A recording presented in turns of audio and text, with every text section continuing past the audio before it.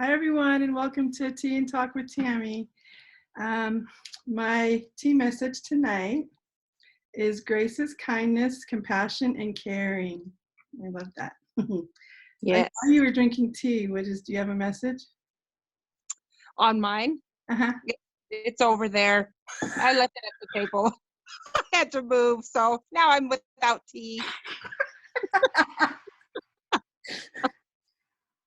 It said something lovely like that, though. It was like, love is all there is, and it's all that's important in life. It was Oh, something like, well, let's just say it's that. okay, let's go with it. Okay. So my friend Amber is joining me tonight. And Amber, you want me to tell your age? You put your age Go for it. on. Okay. I earned every one of those years. That's right. And I'm older than you, so. Okay, so Amber's 45 years young. Yes. She's married and has 2 boys. And her passions are her family, nature, writing, encouraging others, and finding new ways to experience joy in the ordinary moments of life. So, oh, let me read some more. Every day offers her a little more insight into who she is, and I'm going to read it like you wrote it. So it's every day offers me a little more insight into who I am and my purpose for being here, and I absolutely love that. It's like a lifelong treasure hunt. That's like the second time in a couple of days that I've heard the word treasure hunt. Right? Gathering precious clues as each new day arrives and learning to love and accept all the ins and outs that make me me. So when I was reading this is absolutely you, but there's something you left out. Oh, And that is that you are a very funny person. I love your sense of humor, especially your video with the celery. oh my gosh. I was having so much fun with that. I just was decided to be ornery. I'm sitting there looking at my celery and I'm like, you know what? My pantry could be a little bit better stocked, but I'm going to get skinny.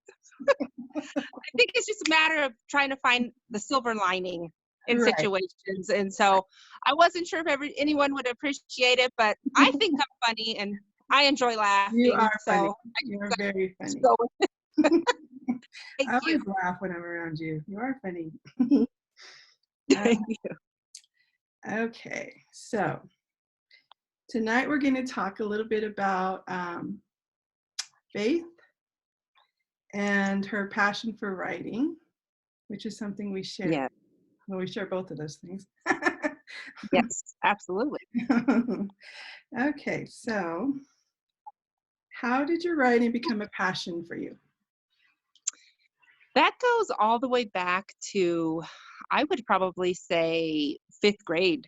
Um, I was one of those kids that there was a lot going on in our home at that time. And probably from the time I was about 8 to 10, I really didn't know how to express myself in an honest way. So writing kind of became that outlet for me. I started with poetry. Oh, nice. By the time I got into my teen years, that was pretty dark poetry, but it helped me be able to express myself because I really didn't um, trust letting out all of my inner feelings at that time. So my writing was a way that I could do that and not have to feel like I was going to be judged or someone was going to say something to me that hurt my feelings. It just gave me that outlet that I needed so much. So I kind of started really young writing, and it grew more and more into my teen years. And then I kind of just took a break from it and got busy and got married and had kids. And then finally that passion started to come back a little bit. So I've been exploring with it again, but it has always been a steady in my life. And I just love that you can always put pen to paper and express how you feel. And it's therapy. It really is kind of a therapy for me, so I enjoy it. It is. It very much is. I don't remember as a kid, like, I never wrote poetry or anything like that, but always kept a journal. So I have like a lot Oh, of journals from when I was a kid. yes, And I kind of I do stopped doing too. the journaling when I got married and had kids. I kind of quit doing the Yeah, thing too. right. Um, when I was in my early 20s, don't remember my exact age, I wrote this short story about this experience that I had in high school when I tried out for the drill team. And Oh, it was like this writing school, and I can't remember, I can't even remember, it's been so long.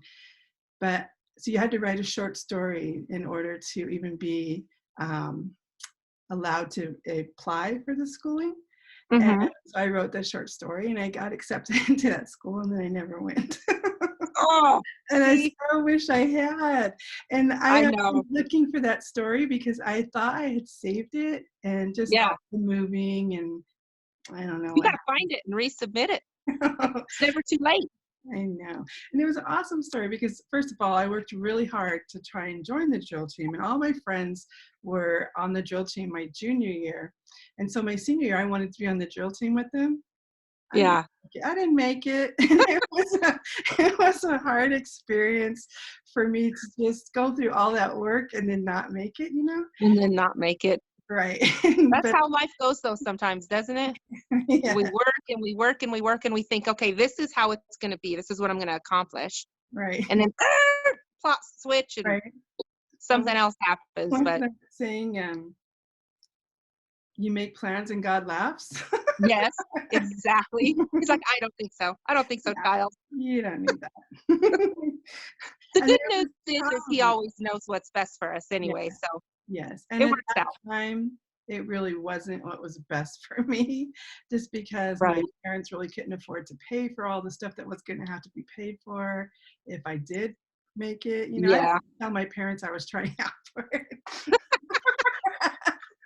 So, Well, that's anyways, I okay. wrote a whole little short story about it, and Aw. how it really boosted up my self-esteem while I was practicing, but then Yeah. it kind of shot it down too. But Oh, it was really a cool story, and I wish I could find it. But it got me well, maybe excited. you'll find it. I hope I so. know. I'll have That'd to be go through my awesome. old journals and stuff and see if it's in there. But Yeah, that's a good idea. I have one diary from when I was a teenager, and sometimes I'll look through it and I'm like, I don't know what goes on in our heads when we're at that age, but right, it's almost scary and embarrassing to go back and read it. But it's all good. It's all for growth, you know. right, I agree. Okay, so who's your favorite writer and why? Well, I have a couple. I love Nicholas Sparks and Mm. I love Karen Kingsbury, but I Okay. would say more than a favorite author, I have a favorite genre, Oh, okay. which is any author that's going to write a love story Mhm. is a book I want to read.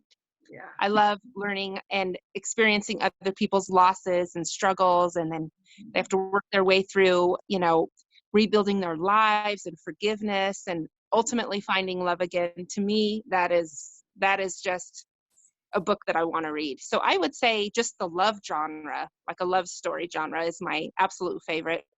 I do like historical novels Oh, nice. uh, when I feel like digging into something a little deeper. But yeah, I would say more a genre than a specific Okay. um, author. Yes. Then I do have to say I love John from the Bible. He's Okay. my favorite author of the Bible that Nice. participated in writing it anyway. So I just love the way he speaks and uh, the words that he uses. Just kind of, I can relate to that being a writer and Mhm. uh, speaking about something that you love so greatly like that. So Right. Nice. yes, I would say that mine is autobiographies. It's always Ooh, been autobiographies because, like you, I've always been fascinated in how people have overcome things in their life. yes, And yes. I've just always been fascinated with that. But That's awesome. I would say that, and autobiographies and romance too. I love romance. See, I know. It's just something about a good love story. Can't go wrong. Right? Yes. um, what do you enjoy writing the most about? Well, I would say love. Um, I like to write about my faith, which that is the basis of my love. So I love to write about God. I love to write about the things I experience in nature and how I feel close to Him. I also really like to write about my experiences with strangers, believe it or not. Um, Mhm. I can go out to a store and have a moment with somebody that I will never see again, but Right, yet, the 10 minutes that I spent talking to them and getting to know them, whether it was about something about their life or something about mine, it ultimately it changes who I am because it awakens the part of me that says we are all going through something. We right. all have a story. We all have something we can teach each other and share with each other. And just that human connection, I Mhm. think I love writing about my experiences with a lady in the ice cream aisle. I just think there's such raw honesty in some of those you know opportunities that you have with people, and uh I love writing about it, and I want to encourage others to acknowledge even just a stranger in the store. You Right, can learn from them. So I think my faith and probably my encounters with people are the two things that I love the right. most. What about you? So do you have one encounter that really stands out to you that you could tell us Um, about? I do. I had an outing at Kohl's. I think it was, oh gosh, 2 or 3 Christmases ago. And it was just like the Christmas story. It was like the Ghost of Christmas Past, and that was an older lady that I sat and talked to, and she was teaching me about party etiquette, that she was trying to get a candle for her host, but she didn't want to outshine the men that she knew that were gonna come, because she didn't know if they'd bring a gift for their host or not. One? And so she was kind of um, talking to me about that. And then there was another gal that was a cashier. I had a moment with her, and we were talking about like today, the present time, and what we were all going through, and what her faith meant to her. Mm. And then there was a third gal, and it was like all throughout the store, I was having these little moments with perfect strangers, and I must have been in there for 3 hours or so. And the last lady I ended up walking out of the parking lot with, and we sat there and hugged and talked about our faith, and we talked about God, and Aw. it was just the most incredible experience for just going to the store and Right? engaging with people. Um, that happened to be one of my favorite, because there were 3 different ladies that day that all had something to teach me, even though they were different generations. One was younger, one was about my age, and one was older. And it was really neat to see how God laid that out for me that Nice, day. So that's one that sticks out. nice, awesome. So I have one store experience I can tell that really sticks out. I think All right. I think we all encounter strangers, but we don't really remember them. You know what I mean? We don't really Right. appreciate them or really see them like you do. So one time I was standing in line and I was gonna pay for my groceries, and there was this older couple in front of me, and they were putting their stuff up on the belt, Hmm. He had grabbed like 3 bags of that smart popcorn. You've seen Yes, I love that stuff. that? And they were all up there, and his wife was like, 3? Really? You need 3? And I started laughing, and he's looking at me, and I'm like, well, I'm laughing because I purposely avoided that aisle because I didn't want to buy that popcorn. and, Temptation. And after they checked out, they were leaving the store, and he comes back to the where I was standing, and he puts a bag of popcorn in my bag, in my Oh, basket, and he says, "Honey, there is nothing in life that you should not enjoy. You need to enjoy the small things, and this is a small."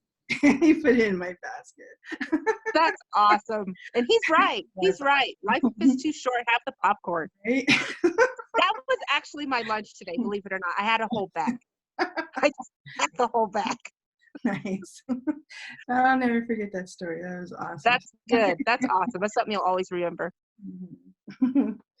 um, so, okay, so I want you to read what you read Oh, yesterday. okay. Let's see here. Turn this on. All right. I had to put my glasses on for this. What happens when you're 45? Okay. So I wrote a little post the other day, especially with the whole Corona thing going on. I just wanted to encourage people. Um, so I wanted to just write down what my faith does for me and what it means to me. Mhm. So I just put a few words to it. I'll read it to you. It says, what my faith means to me. It means I'm never without hope, never without joy, never without forgiveness, never without mercy, and never ever without grace. It means every morning when I rise, my steps are guided by divine power. It means fear has no control over me unless I willingly hand myself over to it. It means an abundance of peace reigns in my heart, even in situations of great difficulty. It means if ever my heart does feel burdened and a situation overwhelms me, I must only recall the depths of Christ's love to renew that peace. It means that I can challenge myself to change. It means I have the power to live a healthy, disciplined lifestyle. It means I have favor in all aspects of life. It means I have confidence, mental strength, and fortitude for each new day. Most importantly, it means that I am never alone and I am always loved, always protected, and cared for. This is what my faith means to me. This is the reason I'm forever the optimist, the hopeless romantic, and the girl with the rose-colored glasses. My faith won't let me be anything else, nor would I want to be. Right. That's very So I, beautiful. I have to say that everything that I read, in full disclosure, that has taken me 22 years to feel that way. Right. My faith is something that has grown exponentially over time, Right. over trusting the Lord and going to Him with my problems. I tend to be very strong-willed and think that I can resolve my Do it on problems your own. myself. Yeah, or maybe I can call up Mama, or talk Right. to Lonnie or something, and heal, help heal myself from situations. But in the end, it's really about, for me, learning to trust the Lord with even the smallest of problem that I face in the day, and learning to go to Him first Yeah. instead of last out of desperation, Right. uh, has been a huge learning curve for me. And I would say it's taken me, over 20 years to finally realize that um, he's got to be first. And when you're scared and you're going through something that you don't understand, and you just need that sense of strength and Mhm. foundation, going to Him first is now my I finally got that after years of going around the mountain myself trying to fix things. um, so I just, in full disclosure, that has taken many years for me to feel that sense of peace, Right. and it's just a You're step not by step. alone in that. You're not Yeah, alone in well, that. a lot of people, I think, well, if I have faith, that means I'm never going to struggle again. Right. Boy, that is not the case. That's not the case. Not at all. No, but Faith it is just what pulls means, you through the struggle. yes, exactly. Mhm. So I love that when I think of myself back then and the struggling I used to do, and I think of myself now at 45, it's a whole other ball game. Yeah. Uh, I go to Him first. I trust Him. I can open up. I give myself grace, which is something I'm still learning. Right. So it's a beautiful thing to cultivate a relationship, but Mhm. just like any relationship, that takes time. Mhm. and effort and, studying and Mhm. honesty. Right. And So, I totally agree with that. So when I was a teenager, I mm, that's when I was first introduced to God, and I was raised in the Mormon church. And so I was introduced to religion when I was a teenager. yeah, And when I got into my early 20s, I kind of, when my parents said when I was 18, I didn't have to go back to church if I didn't want to, I was like, woo, you know, I still believed in God. I just had no yes, interest in going to church. And, right, but I think that as I got in my 40s, my relationship with him became more important to me.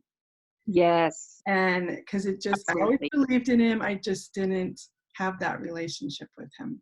right, same here, Right. And so when I got in my 40s, it started to develop, but it never became more important to me than last year when I had a big struggle that I needed. It took prayer and faith to bring me out mm, of that. And it really tested me on what I really right, tested me on what I believed. And every day it tested me. But prayer and my faith and what I believed in is what pulled me through. And yes, so when you talk about faith and struggle, faith is what pulls you through that struggle. absolutely, Yes. And it I'm really is, changing, and I'm in the process right now of learning what you said is putting him first, because yes, even when I'm doing something like this, like before I logged in, I'm like saying a prayer, be here, let me right, be channel, let your word be said here, and I'm even praying for you. I'm like, let Amber be a channel, I'm always doing that first now, whereas before I didn't, I would right, just go and do and stuff. it makes a difference, doesn't it? I Yes, mean, it really does. I think a lot of us in America, around the world, we get so used to going to our friends, you right. know, talking to other humans. But Mhm. what really changed my life was in 1998, after I was involved in a terrible car accident where a young man died. Mm, Um, it's the best way I can describe it is, and this kind of goes along with what I wrote too, is little backstory about it is I had gotten to a place where I was so depressed and so low mhm, that as much as my husband loved me, as much as my mother loved me and my family and my siblings and my brothers, they could not heal what was broken inside of me. right. Um, I think we think sometimes we tend to rely on, the humans that we can touch Mhm, and that we live with and that we love. Um, what I learned in that circumstance was they could love me, but they couldn't heal me. right. And for me, that had to be Jesus. That had to be God. And I ended up going to the church that we had got married in, even though we weren't going. It was about 3 months after the accident. I was so in a place where I didn't want to live. Mhm. I'm being honest, It's and I okay. knew that I needed something bigger than I had ever experienced to save me. And so I went to the church where we got married, and I guess I kind of thought that it would be like in the movies, when you open the door and you go in and you pray. Well, I got to the parking lot, which was a huge step in the right direction, and I Mhm. went up to that door, and lo and behold, that door was locked. Mm, And I remember looking up, and I just said, "Really?" Because I really need you right now. And I had tears streaming down my face, and I was walking back to the car, and I just felt utterly hopeless at that point. And I look up, and out There's of snow nowhere, coming in. the is it what? You see the snow coming in? No, shut that window. Yeah. Okay, sorry. Go ahead. No, you're good. So I was walking back to my car, and I looked up, and the pastor was driving in, Mm, and it was. I showed up, and he knew I was coming, and God sent that pastor to come in. He had paperwork that he had forgot. and he Mm, was coming in to get it, and I asked him if I could go in and pray, and he let me, and I had the whole sanctuary to myself. nice. And I was 22 years old, and I walked down the middle of that aisle, and I kneeled down in front of the cross, and I just bared my soul and cried and yelled and asked God to help me. And I think it was that moment when I was 23 actually when that happened. It taught me that no matter the situation in your life, there are things that only He can get us through. Yes. And the second I did that, and the second I got down and surrendered to Him and just said, "I'm yours. You got to save me, or I'm not going to make it." Right. Um, he stepped in, and He has carried me for the last 23 years since, and I've never been alone. And it just takes that uh, trust to Yeah. know that He means what He says, and He's faithful. And if you go to Him with an honest heart and an open heart, He'll Mhm. never deny you. And it's a beautiful thing to watch, and it's Mhm. a beautiful thing to experience. And Right. it's even more beautiful to know I'll have it the rest of my life, as will you. Right. It's lovely. You mentioned trust, and it took me a long time to surrender. Yes, Surrendering is so hard. it is. It is hard. We have this strong will, Yes. and we want to feel good about how strong we are and we can Right. make it. Um, I found that the more I think that, the more He breaks me down. Yes. It's like Yeah. no, you need me. Right. It's okay. It's okay to admit it. Right. And now My I have way's no better. problem. Yes, exactly. Yeah, it took me a while to get that surrendering part and to trust because, you know, Yes. I grew up in a childhood where I didn't trust anybody. No, And I didn't either. as I got into my 20s and 30s, I just didn't trust people. And I didn't even Right. trust myself with a lot of stuff. Right. Oh no, And, I can feel you on that. I feel you on that. I and didn't trust so myself. this is Same this thing. new thing for me to just surrender and to trust that He is leading me where I'm supposed to Yes, be in His way, absolutely. not my way. You know, Right. and for so many years, Right. I just would fight it. I'd be like trying to make things happen and nothing's happening. Yes. And- And then you wonder, am I hearing from Him? Am I not? You start right. questioning yourself What's going on here? instead of just being in the moment and knowing that. See, that's because we're still trusting in ourselves instead of realizing that He is actually the one guiding our footsteps, He's in control. even when we don't understand it.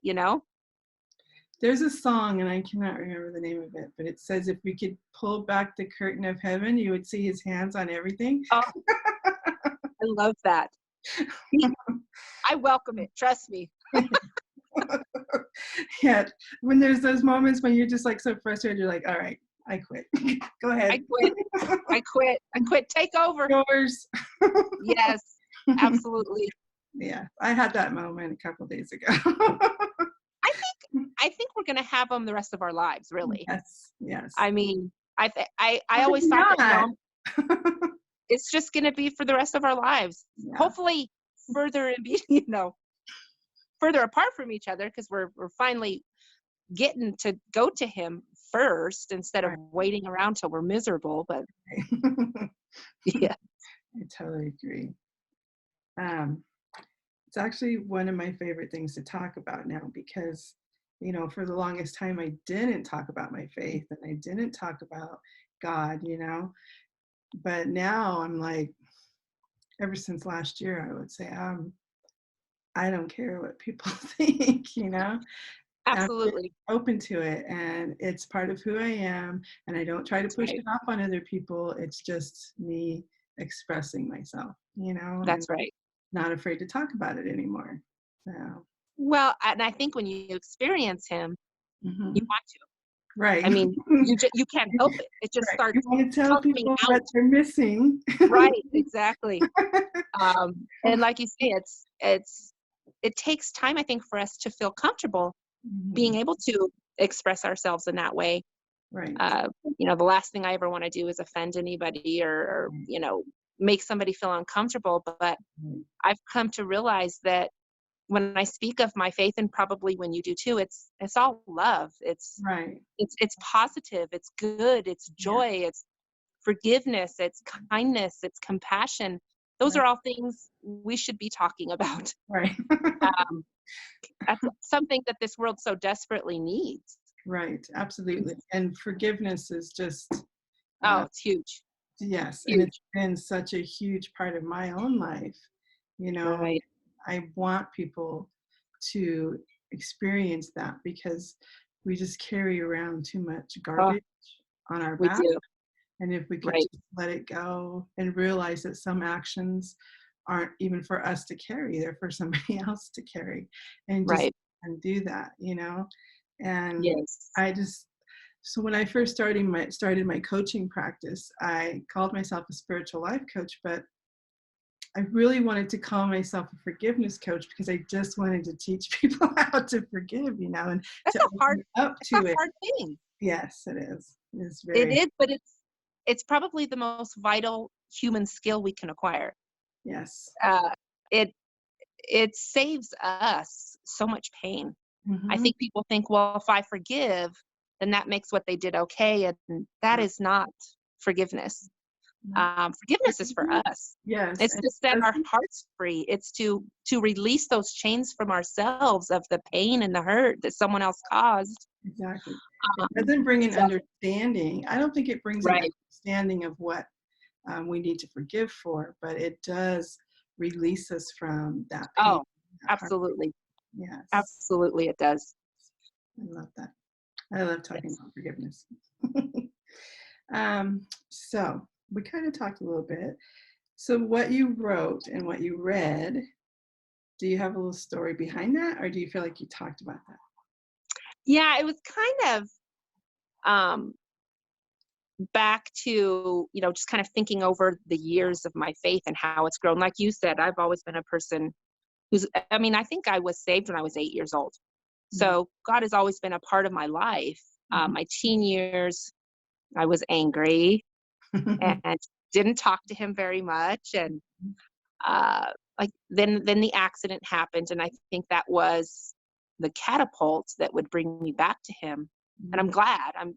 It's so funny because I could think of that night, and by far it was the worst night of my life.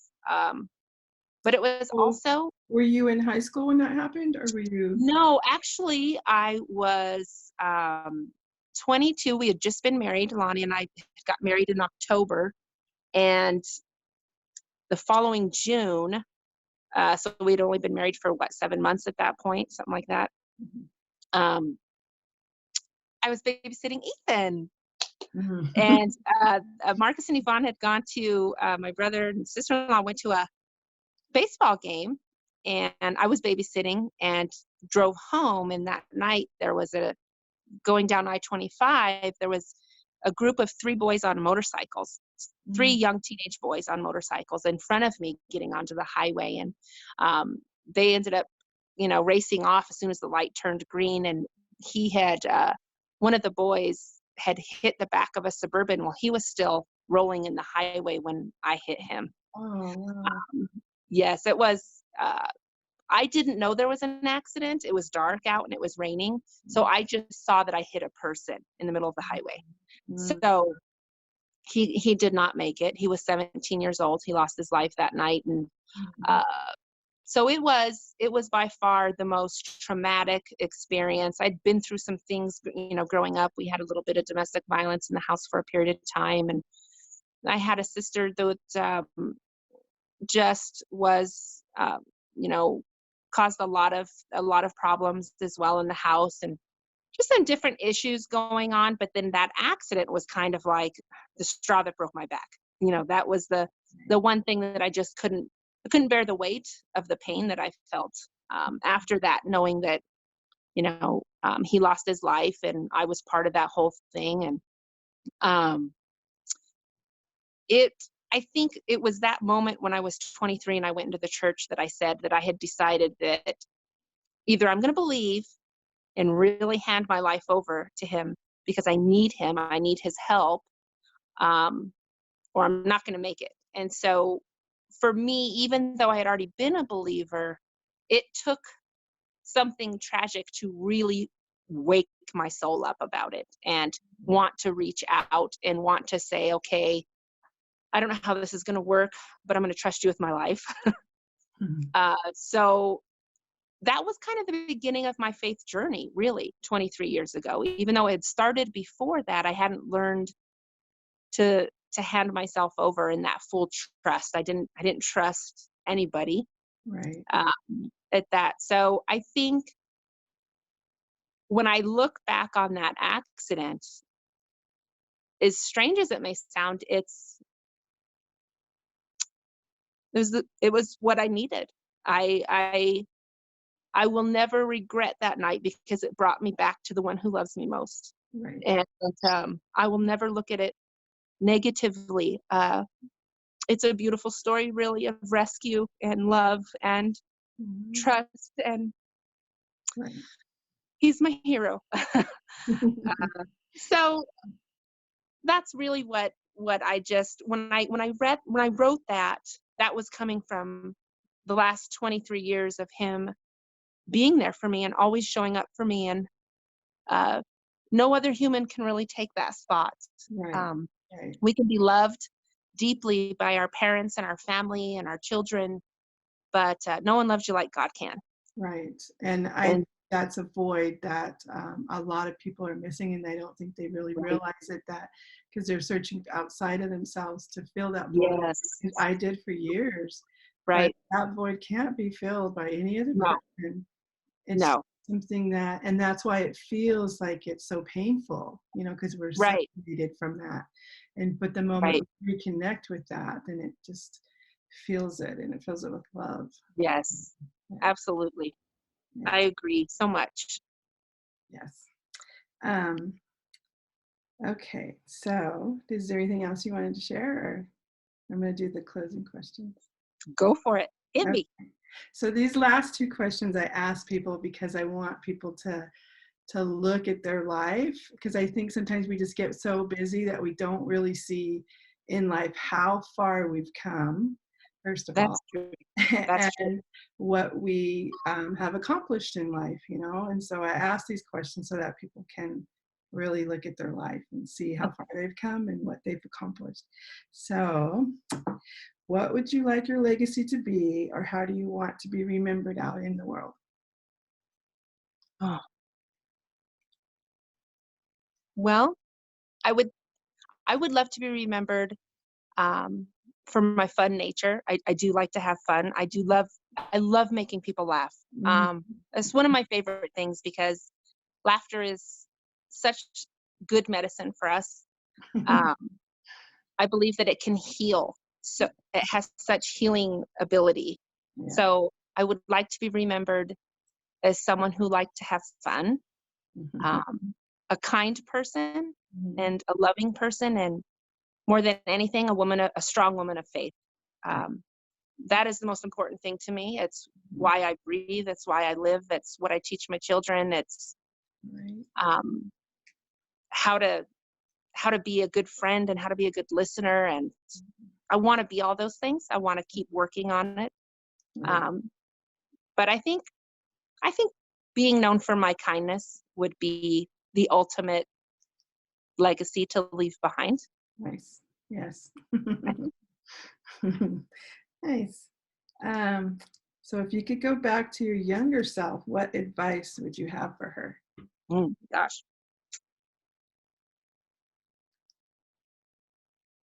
I would say to not be so hard on myself.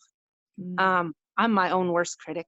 right. I We all are. oh oh we all are. You're absolutely right. Um, I would say that if I had to tell my little 8-year-old self anything for the future, I would I would have told her to run straight to God first for everything, for everything. Like you say, I was just like most people. I tried to fill that void with alcohol, with just anything I could find that I thought would help me, or and it none of those things ever panned out. So I would tell her, go to God first all the time, and give yourself a little room for growth. And to love yourself in between the seasons of it all. Mhm. Sometimes we're in a real learning mode and we're going 100 miles an hour and it seems like your life is just changing so quickly. And then you hit a spell where nothing happens. Right. And I tend to get a little anxious in those nothing happening moments. And I'm like, okay, what next? What next? What can I learn? What can I do? Right. And I had turned 45 and it's like this magic thing just turned on. Like, I just want to enjoy whatever moment God has me in. Right. If it's a learning season, be happy. Go for it. Go to town. If it's a quiet season, sit back and enjoy it. Just listen to the birds and just be wherever he has you and be okay with that. I think that's what I would tell her because she's a worrier.